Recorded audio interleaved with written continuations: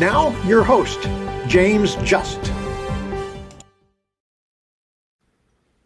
And thank you for joining me today. With me is Richard Fields on your left and John Cameron on your right. And I don't necessarily that means anything in the left-right perspective these days because it doesn't actually exist. This whole left-right paradigm, it doesn't really exist. The political left, the political right, they're all, I've gotten to the conclusion that, there's a horseshoe theory about politics. It's just not a horseshoe, it's a circle. You go far enough left or far enough right, you end up in the exact same spot.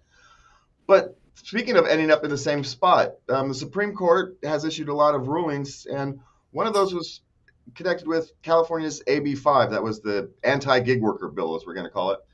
And the Supreme Court didn't issue a stay, so now independent owner-operators, truckers, are under threat from this having their lifestyle completely changed, and for us, our supply chain completely disrupted, because up to 70,000 trucker independent owner-operators are now going to have to change the way they do business.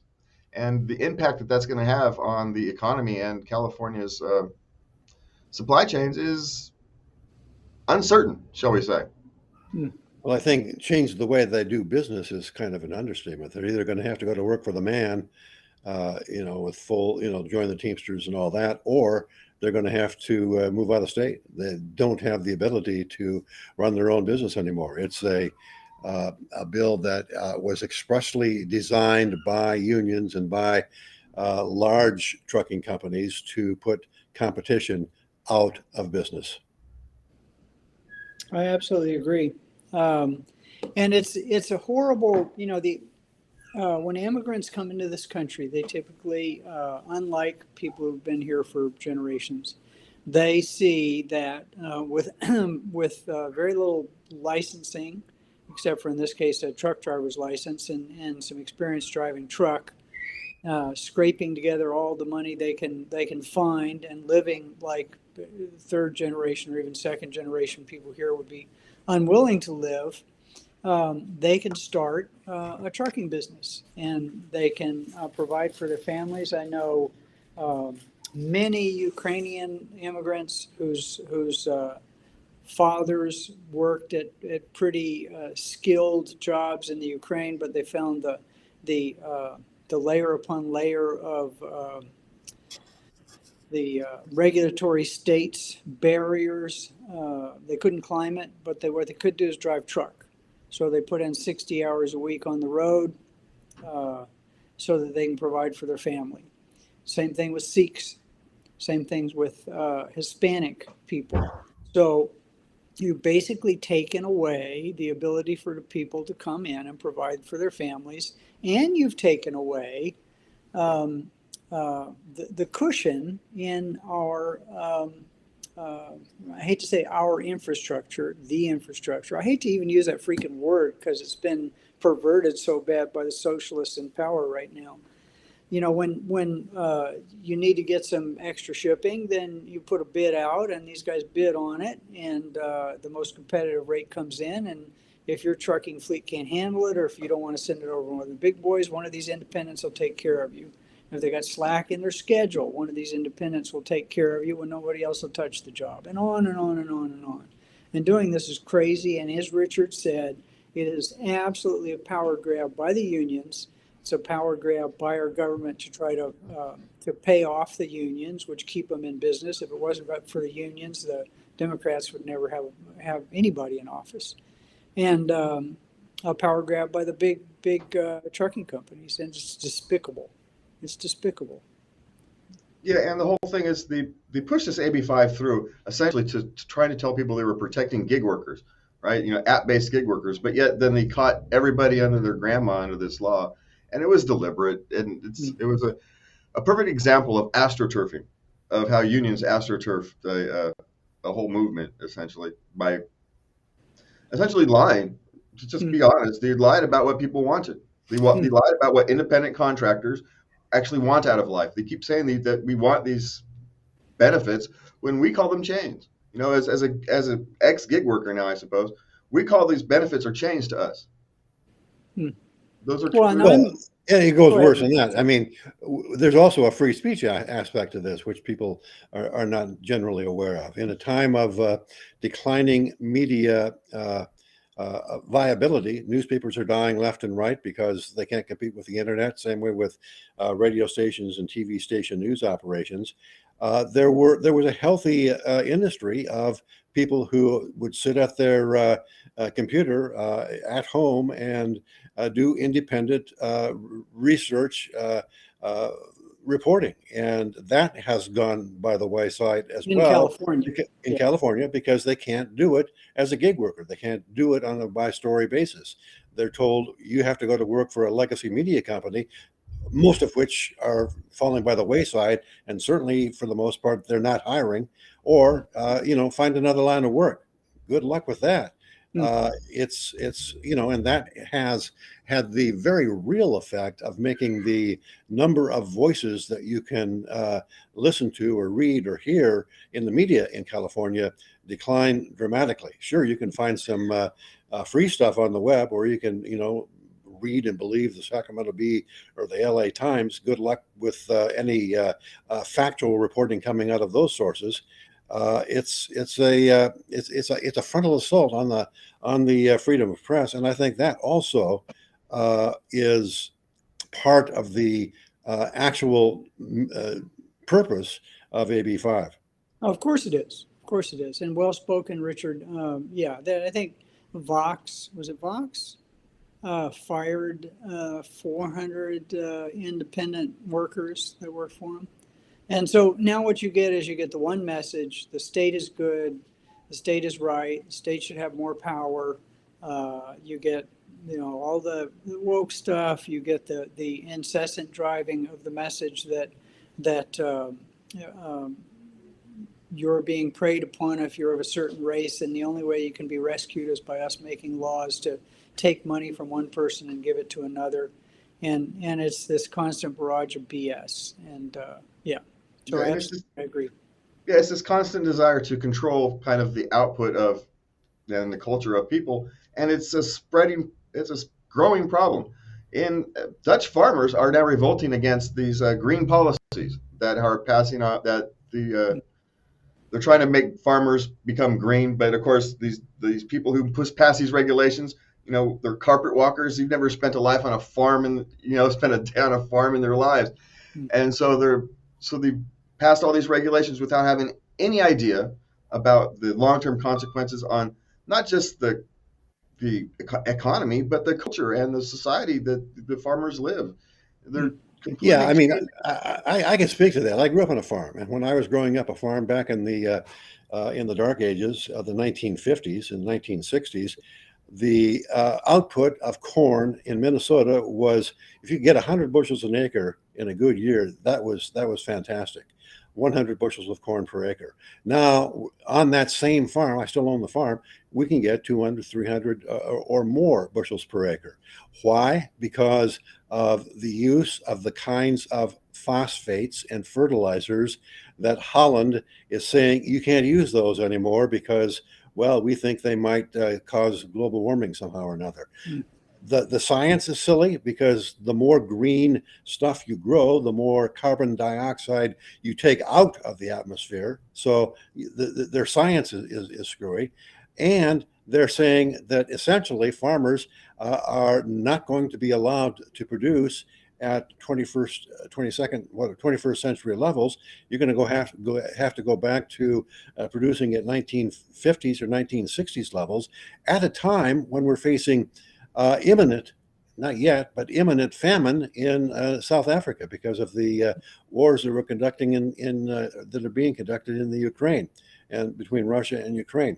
So, not at a time of imminent food shortages, the Dutch government, under the thumb of the European Union, is saying to farmers, you can't produce as much anymore. You have to take your farting cows. You have to kill a bunch of your cows because they fart too much, causing carbon dioxide, all in the name of the I don't know whether it's true or not, whether or not cow farts cause global warming, but the bureaucrats in the Eurozone are absolutely certain that they do.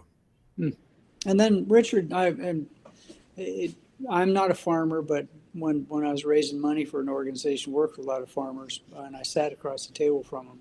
That when you talk to these so-called liberals, socialists, they think that somehow modern mechanized farming is worse for the land than before. Now, how many times in the 60s or 50s did you have to till the soil to get a crop? How many times did you have to touch the soil? Well, I'd have to count. We had to plow, we had to disc, we had to drag, we had to plant, we had to rotary hoe, we had to cultivate 4 times. That's 9 so far. Then we had to spray a couple of times. That's 11. Then we had to harvest. So you end up with a total and disc once more before you plow. So you end up with about a dozen times over the land. Each time you cross the land, you compact the soil. Now you go across the land twice, once to plant and once to harvest. Everything else is done essentially either through chemicals or through other means that make it much easier on the land and on the environment, reduces the amount of erosion that takes place, which means that less of our rich journalism farmland is being washed down the Mississippi River and collecting in the Delta. It means that good farming practices not only provide a doubling or a tripling of the amount of food available, but you also have you're doing it with a lot more friendliness to the soil and to the environment. And remember, not that long ago, it was probably 30 years ago, but it feels like just yesterday because I'm pretty old myself. That one of the major problems facing this country and all agricultural countries was soil erosion. And soil erosion isn't even mentioned in the news anymore anywhere because of the advances in farming. There's still erosion. And I can we make a note to talk about Sri Lanka and its ecological nightmares and the other nightmares in a future show? Maybe next week I could do that. Make a note, John. All right. So same kind of craziness there with some economics craziness thrown into it as well. Well spoken, everyone. Yeah, and we talked about Richard was talking about earlier about how these MI5 and these kind of rules also limit the ability for free speech. But one of the other things, free speech and book burning, it's in the news these days. But there's an article in Reason about the sensibility of readers is a lot of books are actually getting banned. And John, maybe you can speak to this being an author. A lot of books are being banned before they even actually hit the shelves. They're being banned in the screening process. And a lot of ideas are being banned in the screening process. So you don't have to ban a book if you just don't allow it to get published in the first place. And well, this is if you got about 3 hours. Now I'll try to keep it real short. So I'm have just finished rewriting my 3 books to make them more commercially palatable. And James Patterson came out and said that the authors that are being suppressed right now are old white guys. And then he quickly withdrew that comment because he didn't want to, become actually banned, not just commercially banned. So a couple of years ago, this is 2 years ago, I was starting my search again for agents. And invariably, these are young people who worked in publishing. They went to liberal arts schools. I think they're biased about as 80% female to 20% male. And they're all looking for books from underrepresented voices, people of color, LGBTQ, whatever, I don't know. I don't know all the acronyms and all the rest of that. This is what we're looking for. And a great book that doesn't have a gay character, black character, trans character, all the rest of that will be rejected out of hand. And then if it turns out that you are not, for new authors, a lot of them, I think it was in actually the Reason story that we're referring to, great organization. Publishers were very, very excited about the book they got in, and they thought that by the name of the person who wrote it, they were a black author. And it had a black protagonist and a bunch of people of underrepresented voices, and they got all excited. Then they met the guy. Turned out he was from the Philippines. And they went, whoa, stop. And then they ran the book through their screening process, and they hired a young woman to make sure it actually represented the Black American from the streets who grew up in poverty and all the rest of that accurately. And the woman they hired to assess this was born in the UK and went to Oxbridge. So she had a really, really strong understanding of what it was like to be a young black man in Compton. So this kind of craziness is going on, and it's most obvious in the publishing industry when you're trying to get books published. So it's been going on. It's just now coming to the forefront. If you go to any agent's site right now and look down the list, you'll find an inordinate number of agents looking for that. They backed off from it slightly. They've made it less public now. But what will happen if your books gets into the mix and it doesn't sound like you're from Uganda or your name used to be Mary and you're now Joe, then good luck getting through that screening process. All of which makes, on the optimistic side, makes outfits like Substack a lot more palatable and a lot better source of getting good, balanced supply of reading material, as opposed to getting what's force-fed to you by publishers as well as the mass media. Actually, I was just thinking about Substack, and so that what a lot of authors are doing now, a lot of very successful authors started out, self-publishing. And once the thing about publishing is that once you demonstrate that you have a money stream, then somehow all the parameters used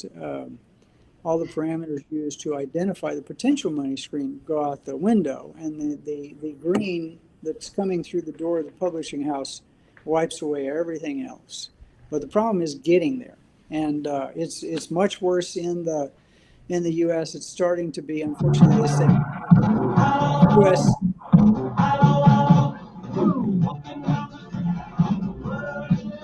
When the U.S. I don't know where that's coming from. I don't know where it's coming from. When the U.S. sneezes, the U.K. catches a cold. All the craziness that we're doing here is starting to go over there. But they have a bunch of competing newspapers with competing voices, national newspapers in that country. So at least you hear when people object to it. And I think I'm done with that.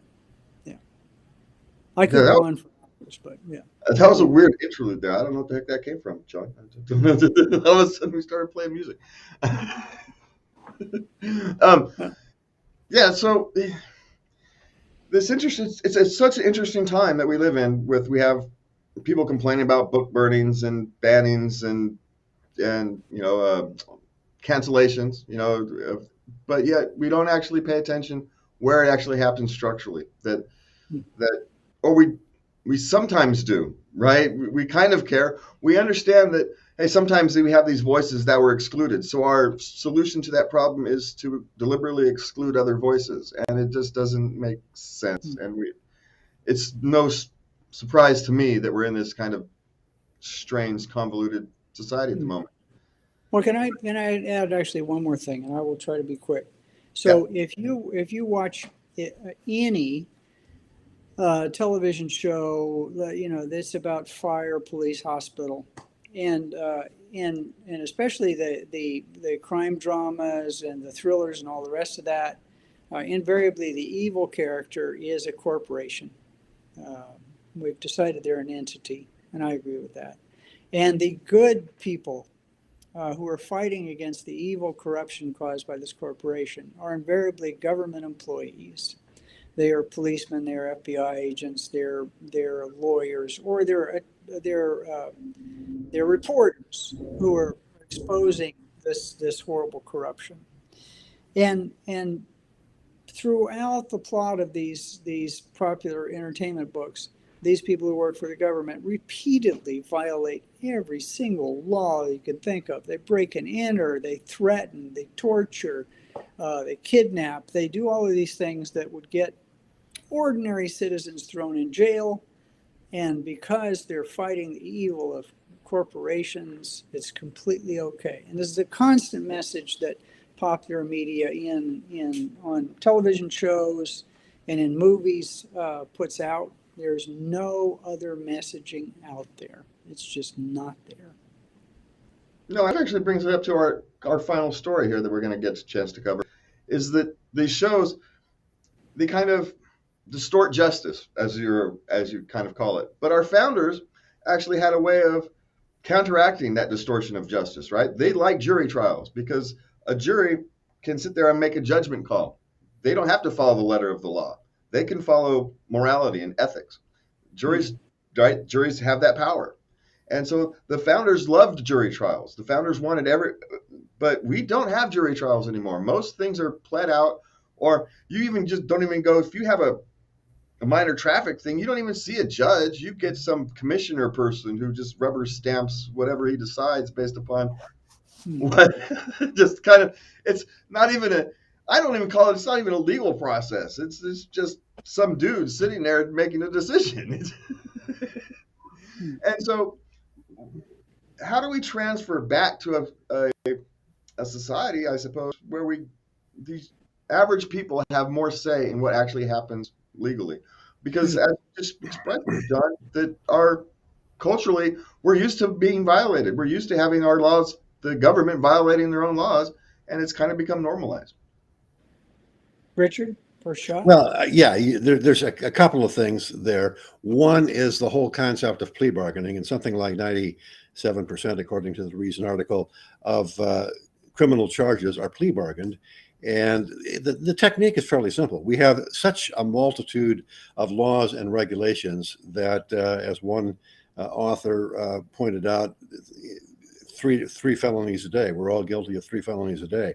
So if you're charged with, I don't know, shoplifting or burglary or whatever, if you're charged for something, you're not guilty.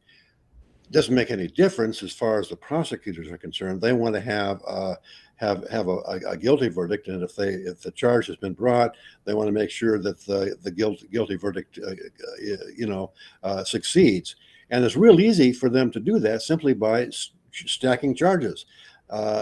They'll find a half a dozen different things that they can charge you with, and it's common practice. They'll let's say you're guilty, you're charged with burglary, you're not guilty, but you're also charged with a whole passel of other things like I don't know, jaywalking and trespassing and illegal entry, whatever. Some of which you, in fact, may be guilty of. Conspiracy to commit burglary. Yeah, conspiracy. There you go. And conspiracy shouldn't even be a crime, but it is. So they'll say, okay, you're facing, you can plead to the burglary charge, and you'll do a year or 2, or we can throw the book at you for all of these charges that we've come up with, and you'll be put away for life. Which is it? And any sensible person will say, you know what? I think I'll take the 2 or 3 years. I'm not gonna roll that dice. So that's how it works. That's how it works in the real world. With the 3% of trials that do go to a jury, there's another thing that goes on, which is the bias against letting jurors make up their mind. I'm talking about the right, the jury nullification, the right of jurors to say, you know what, this guy may be technically guilty of violating this law, but it's a dumb law. Drug laws is a good example. Gambling, any vice law, gambling laws, whatever. The law is a dumb law. He's guilty of it. We don't care. We're going to find him not guilty because the law is wrong. It's called jury nullification. And judges and courts uniformly and almost universally give a lecture to every jury saying, your job is to judge the facts, not to make a decision about the law. The law is a given. You can't have an opinion on that. You have to. But you can. Yeah, but the judges are telling the jurors, you have to make a decision entirely upon the facts in the case, whether or not the technicalities of the law have been violated. What's actually true is that jurors have they can do whatever they damn well please. Once you're on a jury, in a jury room, you can say, that is the dumbest law I've ever heard. I don't care whether the guy's guilty or not. I am voting for acquittal. That's the right of jurors, and they can't do anything to you. That's your right. And in most cases, you have to have a supermajority of jurors or a unanimous verdict in order to convict. So jurors have the power to reverse a whole lot of bad laws simply by not convicting people. And that's one thing that is something that the government does everything in their power to make sure that that doesn't become common knowledge, even to the point of if people picket outside of a courtroom during a big trial, saying, trying to handle out FIJA pamphlets, the right of a jury to not convict. They'll get arrested. The pamphleteers will get arrested for putting out information that's true, but doesn't work for the prosecuting government. And there's this again could be a 2-hour show. Richard and I work for an organization that defended a guy who owned a 4th generation commercial landscaping business who plowed a field, and the government decided that he ripped the field, which ripping means breaking up the clay layer, even though they had no evidence of it. And the biggest holes in the farmland when they tried to find evidence of it were the ones they dug trying to find evidence of it. And 2 years after this supposed ecological nightmare on 400 acres of grassland, you couldn't tell the difference in the before and after pictures, because he stood up and said, "I didn't rip the land," and he was the nail that was sticking up. They went after him. They went after him with tooth and nail.